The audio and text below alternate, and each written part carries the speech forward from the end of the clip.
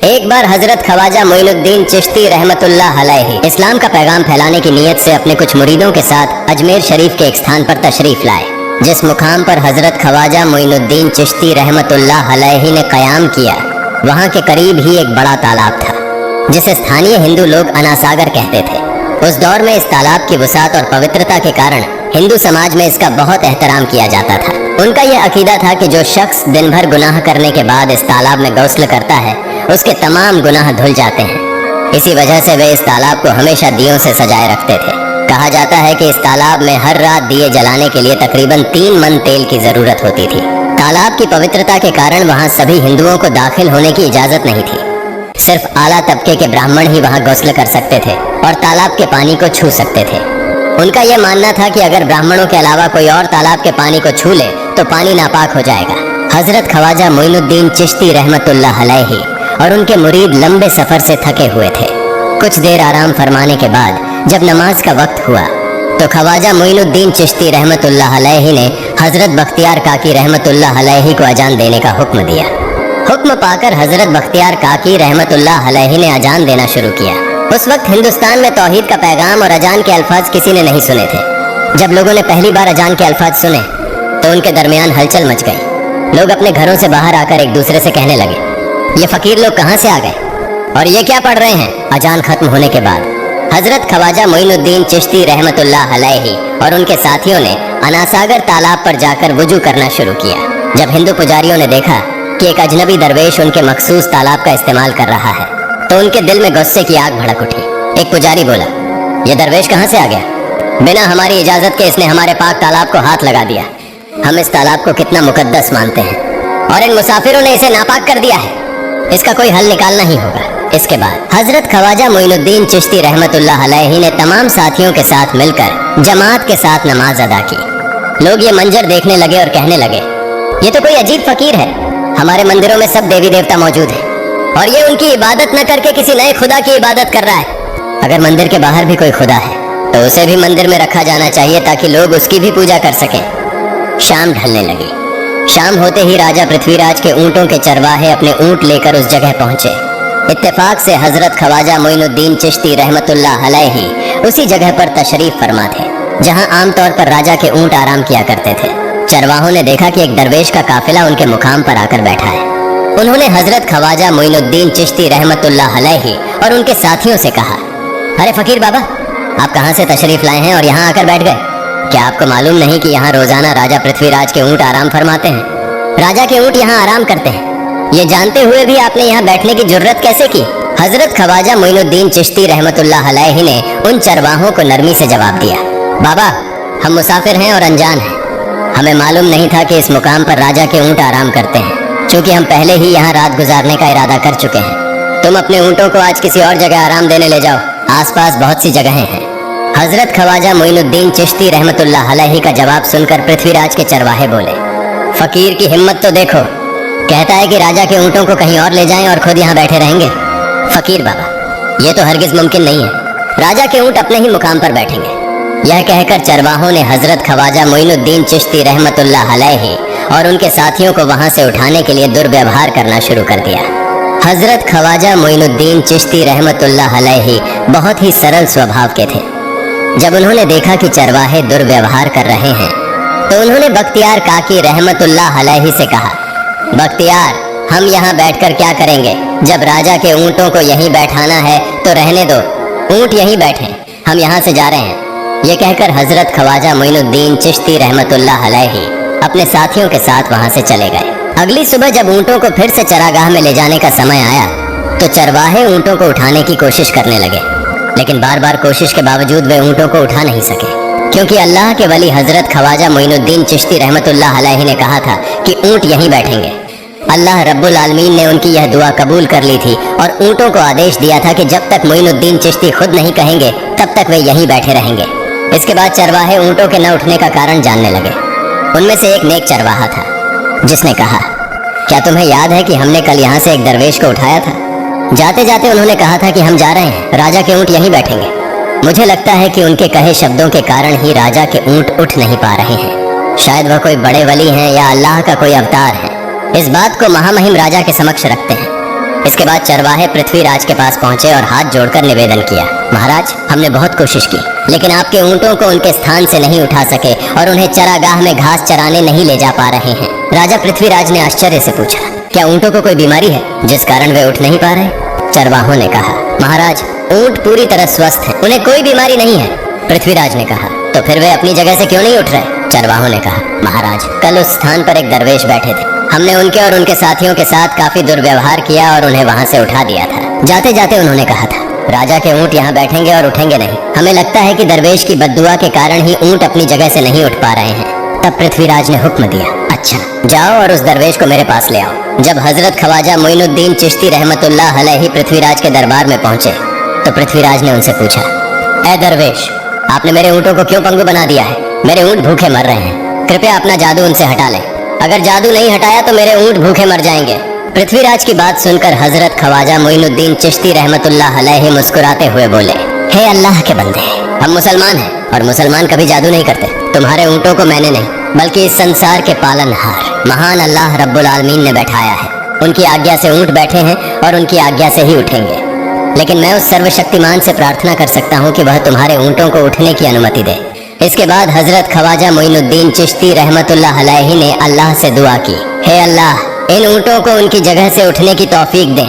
हजरत ख्वाजा मोइनुद्दीन चिश्ती रहमतुल्लाह अलैहि की दुआ करते ही चरवाहों ने देखा कि ऊँट अपनी जगह से उठकर चरागाह की ओर बढ़ने लगे। यह दृश्य देखकर चरवाहे चकित रह गए और हजरत ख्वाजा मोइनुद्दीन चिश्ती रहमतुल्लाह अलैहि की करामत की खबर पूरे अजमेर में फैल गई। जैसे जैसे हिंदुओं के बीच हजरत ख्वाजा मोइनुद्दीन चिश्ती रहमतुल्लाह अलैहि की करामत की बातें फैलने लगी और इस्लाम की महानता उनके सामने प्रकट होने लगी, मंदिर के पुजारी भयभीत हो गए। वे सोचने लगे, अगर यही चलता रहा तो सभी हिंदू मुसलमान बन जाएंगे। तब वे पृथ्वीराज के पास पहुंचे और निवेदन किया, महाराज, ये दरवेश हमारे राज्य में अशांति फैला रहे हैं। यदि आपने अभी इनका कोई उचित समाधान नहीं निकाला तो ये दरवेश सभी हिंदुओं को मुसलमान बना देंगे और तब हमारे देवताओं की पूजा करने वाला कोई नहीं बचेगा। आप इन्हें यहाँ से भगा दें, नहीं तो ये हमें यहाँ से बाहर निकाल देंगे।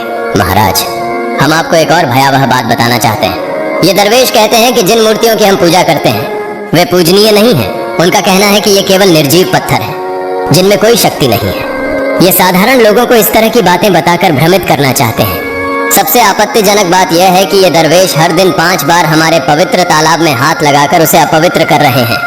पुरोहितों की बात सुनकर पृथ्वीराज ने हजरत ख्वाजा मोइनुद्दीन चिश्ती रहमतुल्लाह अलैहि को बुलाया। जब हजरत ख्वाजा मोइनुद्दीन चिश्ती रहमतुल्लाह अलैहि उनके दरबार में पहुंचे तो पृथ्वीराज ने कहा, ऐ दरवेश, हम देख रहे हैं कि आप गोमाता का मांस खाते हैं और हमारे देवताओं का अपमान करते हैं। हमारे धर्म के बारे में तरह तरह की उल्टी सीधी बातें कर रहे हैं। हम यह सहन नहीं कर सकते। हम यह भी देख रहे हैं कि आप हमारे पवित्र तालाब को अपने अपवित्र हाथों से खराब कर रहे हैं। आप तुरंत हमारे देश से चले जाएं। हजरत ख्वाजा मोइनुद्दीन चिश्ती रहमतुल्लाह अलैहि ने कहा, बाबा, हम लोग तो केवल वुजू करते हैं, नहाते नहीं। अगर पूरी देह के स्पर्श से आपके तालाब का पानी खराब नहीं होता है तो केवल हमारे हाथ और चेहरे के पानी से तालाब अपवित्र कैसे हो सकता है? यह सुनकर पृथ्वीराज ने कहा, वे सभी लोग हमारे धर्म के हैं जबकि तुम लोग कहीं और से आ गए हो। तुम हमारे धर्म के नहीं हो, इसलिए तुम्हारे हाथ लगाने से हमारा तालाब अपवित्र हो जाता है। तब हजरत ख्वाजा मोइनुद्दीन चिश्ती रहमतुल्लाह अलैहि ने कहा, अच्छा बाबा, हम अब आपके तालाब के पानी को हाथ नहीं लगाएंगे, लेकिन हमें पानी की जरूरत है तो हम चाहते हैं कि केवल एक बर्तन में पानी ले लें। पृथ्वीराज ने कहा, ठीक है, तुम पानी ले सकते हो, लेकिन तुम्हारा बर्तन तालाब में लगे, तुम्हारे हाथ नहीं। अगर तुम्हारे हाथ स्पर्श करें तो हम इसके खिलाफ सख्त कार्रवाई करेंगे। राजा के साथ सहमति के बाद हजरत ख्वाजा मोइनुद्दीन चिश्ती रहमतुल्लाह अलैहि ने अपने मुख्य खलीफा बख्तियार काकी रहमतुल्लाह अलैहि से कहा, बख्तियार, जाओ और राजा के तालाब से एक बर्तन में पानी ले आओ, लेकिन बहुत सावधानी से पानी लेना ताकि तुम्हारा हाथ तालाब के पानी को छू न सके। बख्तियार काकी रहमतुल्लाह अलैहि हजरत ख्वाजा मोइनुद्दीन चिश्ती रहमतुल्लाह अलैहि के आदेश का पालन करते हुए आना सागर से पानी लेने गए।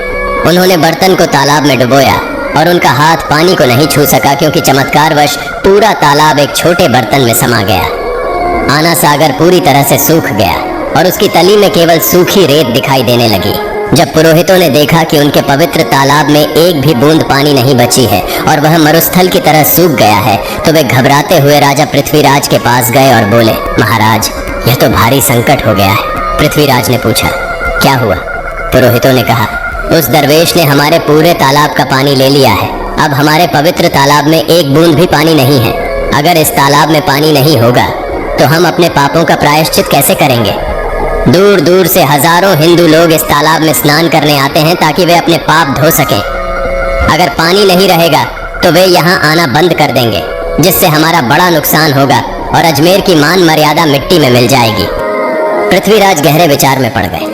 वे हजरत ख्वाजा मोइनुद्दीन चिश्ती रहमतुल्लाह अलैहि के खिलाफ कोई कठोर कदम उठाने से झिझक रहे थे, क्योंकि उन्हें आशंका थी कि अगर उन्होंने दरवेश के खिलाफ सैनिक भेजे और दरवेश ने सैनिकों पर भी जादू कर दिया तो उनकी परेशानी और बढ़ जाएगी। इसलिए उन्होंने कहा, तुम लोग जाओ और उस दरवेश को मेरे पास बुला कर लाओ। मैं देखता हूँ कि वह क्या चाहता है। अगर उसकी मांग उचित होगी तो हम उसे मान लेंगे, और यदि उचित नहीं हुई तो हम माफी मांगकर अपना तालाब का पानी वापस ले लेंगे। जब हजरत ख्वाजा मोइनुद्दीन चिश्ती रहमतुल्लाह अलैहि पृथ्वीराज के दरबार में पहुंचे तो पृथ्वीराज ने कहा, ऐ बाबा, आपने हमारे तालाब का सारा पानी ले लिया है। हम अपने पापों का प्रायश्चित कैसे करेंगे? पूरे दिन के पाप हम इस तालाब में स्नान करके धोते हैं। अगर तालाब में पानी नहीं होगा तो हम अपने पाप कैसे धोएंगे? हजरत ख्वाजा मोइनुद्दीन चिश्ती रहमतुल्लाह अलैहि ने उत्तर दिया, देखो बाबा, तुम्हारे पास आना सागर है, पर दुनिया के हर कोने में ऐसा तालाब नहीं है, तो क्या वे लोग अपने पाप कैसे धोएंगे? पापों को धोने की ताकत इस तालाब के पानी में नहीं है। पापों को माफ करने वाला केवल अल्लाह है, जिसने आकाश, धरती और पूरी सृष्टि बनाई है। उसकी इजाजत के बिना एक पत्ता भी नहीं हिलता। इसलिए मैं तुम्हें इस भ्रम को छोड़कर सही राह पर आने की दावत देता हूँ। वहाँ मौजूद हजारों हिंदू हजरत ख्वाजा मोइनुद्दीन चिश्ती रहमतुल्लाह अलैहि की बातें मंत्रमुग्ध होकर सुन रहे थे। इसके बाद उन्होंने कहा, जाओ बख्तियार, जिस बर्तन में तुमने तालाब का पानी लिया था उसे वापस तालाब में डालाओ। बख्तियार काकी रहमतुल्लाह अलैहि हजरत ख्वाजा मोइनुद्दीन चिश्ती रहमतुल्लाह अलैहि के हुक्म से आना सागर में बर्तन का पानी डालने गए। जैसे ही बर्तन का पानी तालाब में डाला, आना सागर फिर से पानी से लबालब भर गया। इस चमत्कार को देखकर वहां मौजूद कई हिंदुओं ने कलमा पढ़कर इस्लाम कबूल कर लिया। यह देखकर हिंदू पुरोहितों और पंडितों की चिंता बढ़ गई। वे पृथ्वीराज के पास गए और बोले, महाराज, यदि अब कोई उपाय नहीं किया गया तो सारे हिंदू मुसलमान हो जाएंगे। पृथ्वीराज ने कहा, मुझे सलाह दो, इस दरवेश का मुकाबला कैसे किया जा सकता है? पुरोहितों ने कहा, यह दरवेश एक बड़ा जादूगर है, इसलिए इसका मुकाबला भी जादू से करना होगा। हमारे बीच एक बड़े पुरोहित और जादूगर रामदेव हैं, उन्हें इसके मुकाबले में भेजें। अगर वह जादू से इसे हरा सके तो हम अपने हिंदू धर्म का गौरव फिर से प्राप्त कर सकेंगे।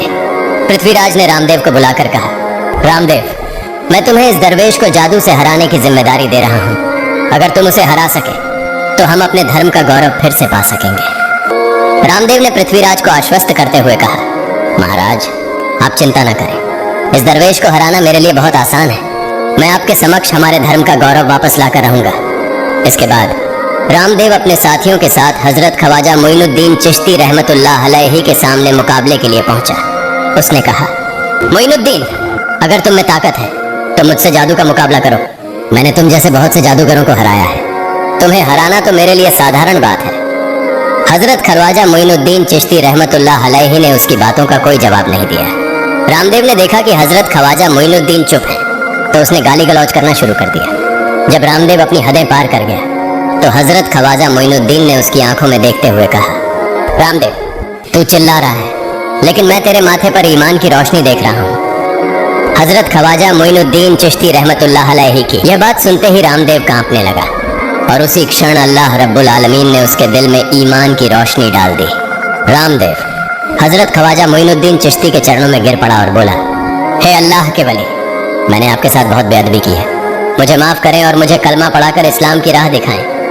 हजरत ख्वाजा मोइनुद्दीन चिश्ती रहमतुल्लाह अलैहि ने रामदेव को कलमा पढ़ाया और उनका नाम रखा मोहम्मद सादिक।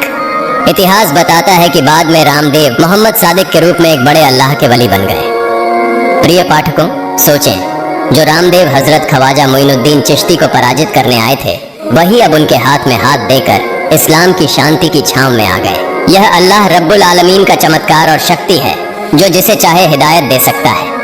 आमीन।